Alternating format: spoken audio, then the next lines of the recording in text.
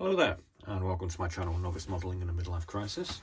My name is Andy, and today we've got a Hawk Spitfire Mark 22 in the 172 scale in front of us.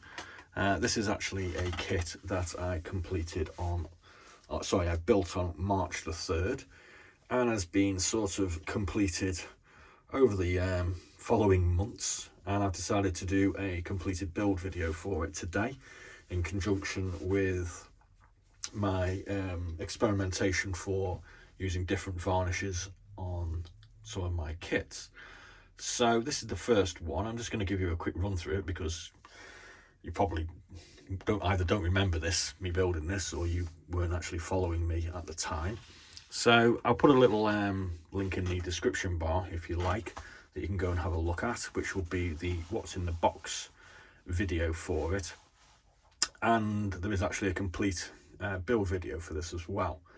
Now please do bear in mind that this was March the 3rd when I actually built this, and I was kind of in what I called my building my dirty dozen phase at the time, where I pretty much threw a kit together in 15 to 20 minutes and went, "Ba-da, look what I have achieved." And yes, normally they weren't very good, but the whole logic behind what I was doing at this time was trying to build some pretty easy vintage kits together that were pretty inexpensive when I bought them, normally around about sort of £10 each. And I just wanted to basically press on and get some painting experience, which seems to me at the time, and still does now, that painting these kits is probably the hardest part, especially if you're looking at sort of relatively simple things like this. So I'm just going to have a quick run through, and I'll show you some parts of it, what we used, and we'll have a quick look at the instructions because they're kind of comical. So the instructions for this kit, like I said, it's produced in 1967 originally, and it's very, very, very basic. There are very, very small amounts of parts to actually go together. I mean, literally, you've got to put the top surfaces on the wings, you've got to put the fuselage together.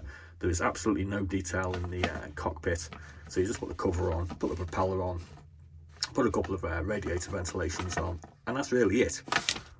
You know, I mean, it's really, really simple. So that's the actual instructions done with.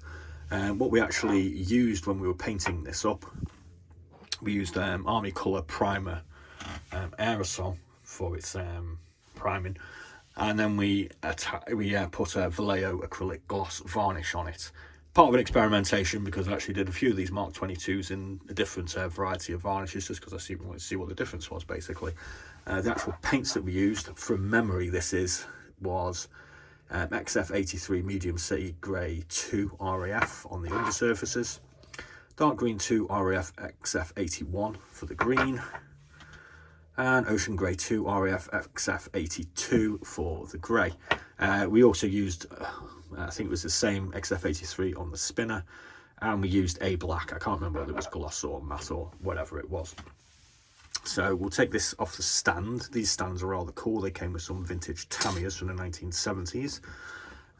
So we'll just have a quick look at it. I mean, it's a gloss finish, so it's very, very shiny.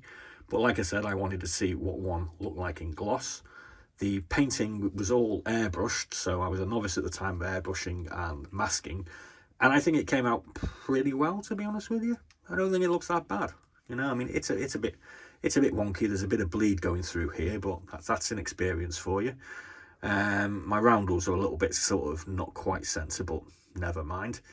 We can see here, excuse me, there were some gaps in the edges of the wings where they joined the fuselage, which at the time I had Reval Plasto modelling putty, which I used.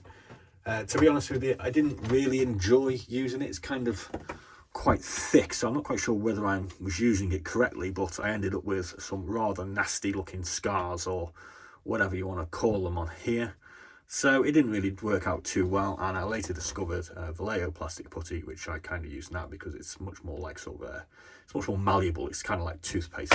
So we don't really use the Plasto, but I'm sure there's nothing wrong with it.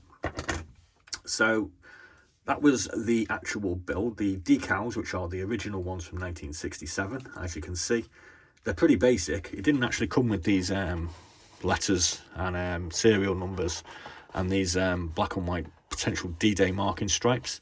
They weren't in the box. It just came with these roundels and this tail art. So I was a little bit disappointed with that, but never mind, I can't really sue them for misrepresentation. So that's basically it. And we've obviously drilled a hole in here so we can stick our stand in, and as you can see, these are flying models only. They don't have any undercarriage, so that is how they're intended to be presented. So anyway, I'm quite happy with how it turned out from March. You know, it wasn't intended to be perfect. It isn't perfect. The tail is a bit wonky, but there we go. That's what novices produce. And obviously we're getting on with building kits a little bit better now, and some of them are coming out reasonably well. We're currently building a Dakota and a Horser, and they'll be sort of finished maybe tomorrow or the next day. So we'll be uploading those videos for them. So thanks for joining me. Please do like and subscribe and have a look at some of our other videos. We've got around about 120, 130, I think, what's in the boxes, both in 135 scale and 172 aircraft.